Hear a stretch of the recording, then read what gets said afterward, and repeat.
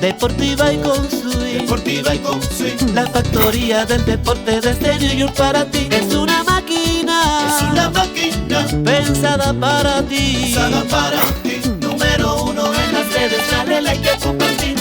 Con informaciones importantes siempre frescas. Y con entrevistas que te ponen de cabeza. Lo mejor del deporte lo encontrarás aquí. Búscale en las redes, dale like y compartir. Suscríbete, Ay sí, infórmate. ok. Dale a la campana para que te llegue. Today is an amazing opportunity, partnership with the Dodgers. It's called Doing Business with Baseball. And every year during All-Star festivities, we want to come into the community that we're playing and support minority and women-owned businesses, small businesses, and initiate relationships with Major League Baseball or minor league baseball, wherever we can find a place to not only invest in the communities, but hear the stories about some small businesses and how they got started and ways that they could enrich our sport. Today is an opportunity. It's a luncheon at the amazing Stadium Club at Dodger Stadium. It's a perfect day. We're really revving up for all the All-Star festivities, but we have about 60 small businesses. We partnered up with the Southern California Minority Supplier Development Council that works to empower these small businesses and really introduced us to some companies that are making a difference and need a little boost, just to elevate their brand. And today I decided we're going to let everybody share a little bit about their story.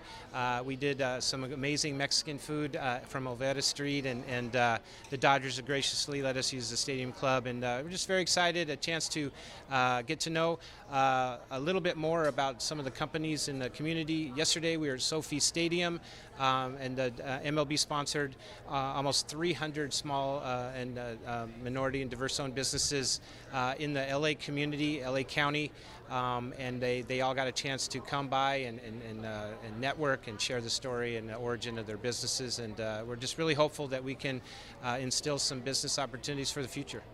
Well, this is an opportunity for, the companies here are just looking for an opportunity, which is, the scale of baseball is big, and, historically over the last 22 years, baseball's invested almost $2 billion in small and diverse and women-owned businesses to really come in and, supporting businesses is the way you support communities, and you support underserved communities that way.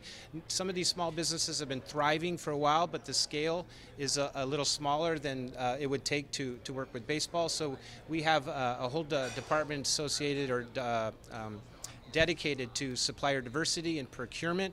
Every club has a representative in that space. We're working with Lisa McShane in the Dodgers. She's been here for well over a decade, and to try to support the existing relationships there, and maybe we can connect those to our other 29 clubs. So it's really about doing business, but it's all about developing relationships, and this is an opportunity. I brought my whole team here in the DE&I department from Office of the Commissioner, and we've just been making conversations, taking information, and today's really just a celebration of the work that they've been doing and a chance to get them a little bit closer to baseball.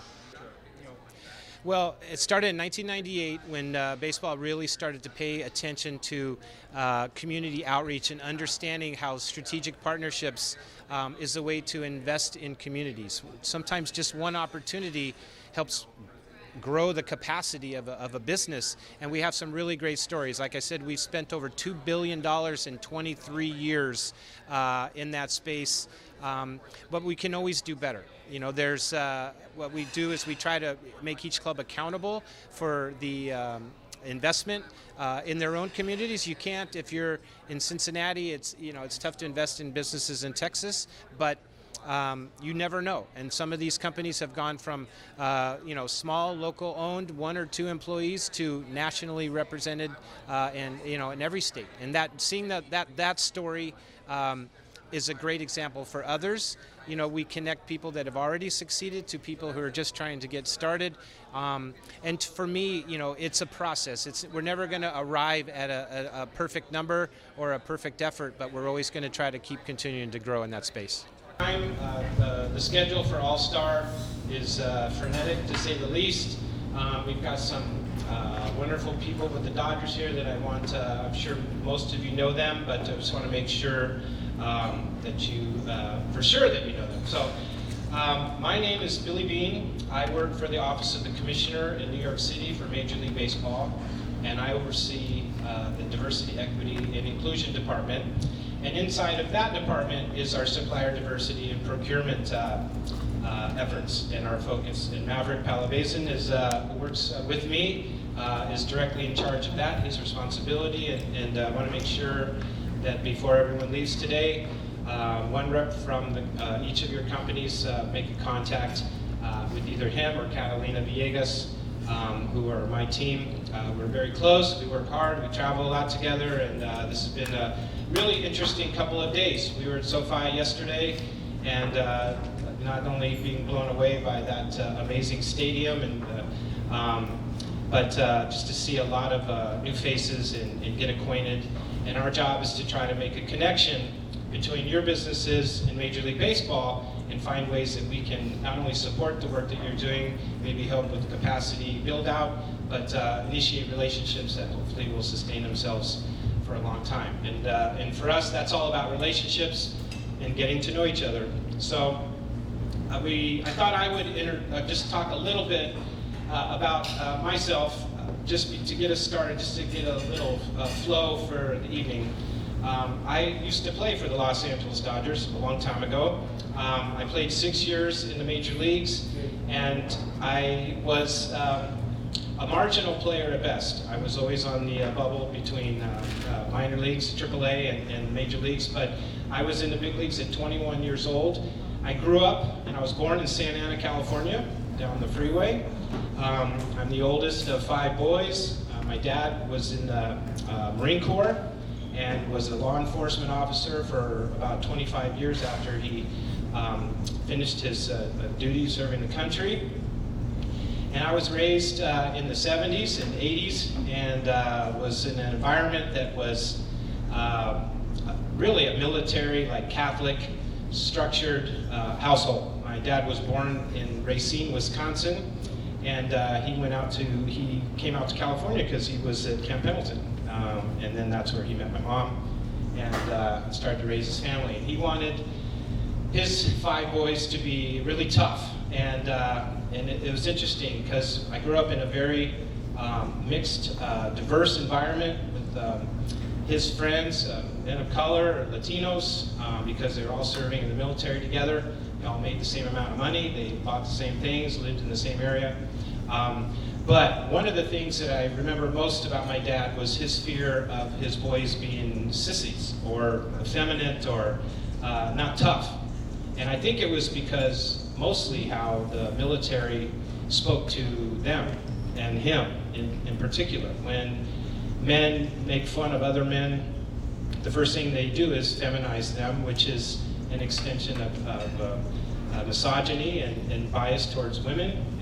I was going through stuff off the field, and this is why I am here today leading the DE&I office. So there's a point to this story, and why I'm so invested in the idea of making opportunity for the broadest, most diverse audience possible for baseball. Because I grew up in a time where diversity was just my superstar Black African American teammates that I wanted to emulate and be when I grew up. And baseball was lily white, except for on the field in those days, and we're working hard to change that. But while I was playing, I started to, I guess, come to realization of something that I've been hiding for many, many years, not even really understanding it, because I grew up in a time where there was no representation or reference, and I was living with a secret, and that secret was that I'm gay. And it was a secret that I took.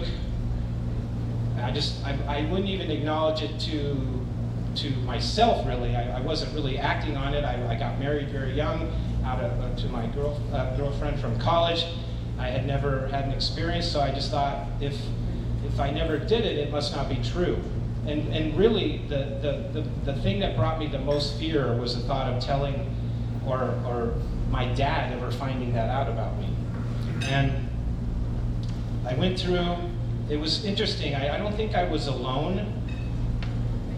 I can't remember being alone as a young man. If you ask some of the athletes that are in this room, I played Pop Warner football, I played Little League baseball, I played basketball in high school, football as well. It wasn't until I was in the major leagues that I was by myself. I didn't have a roommate for the first time. I was on the road. I was in cities like Chicago and Pittsburgh and Atlanta. And all of a sudden I started kind of growing up, I guess. And the realization of my sexual orientation was very, very frightening. And it wasn't until I met somebody that I left my marriage and was going through all of this drama off the field. And I played for the Dodgers, and I was not playing very much. Then I got signed by the San Diego Padres, and I started living a double life with my partner there. I played 3 seasons. And it wasn't until just before opening day of what was to be my last season, I was still a really young guy, that my whole life changed, and living in the closet really started to materialize of how difficult and what that is. And what that did was help me to understand what it feels like.